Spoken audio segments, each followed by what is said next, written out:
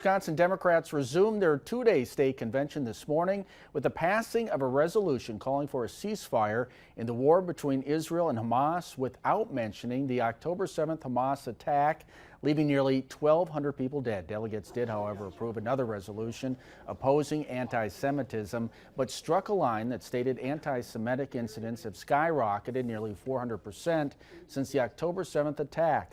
Some Democrats feel the number is inflated due to legitimate criticism of Israel. The vote today comes as Democrats remain split over the issue, and a small number of pro-Palestinian protesters interrupted Senator Tammy Baldwin's speech Saturday night. State Party Chair Ben Wickler was also asked about the resolution.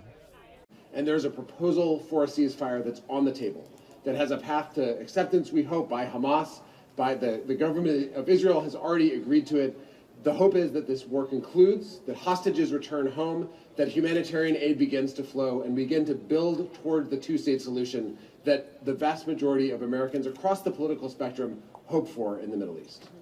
The ceasefire resolution approved by state Democrats noted the more than 28,000 Palestinians killed during the Israeli-Hamas conflict, with the majority being women and children.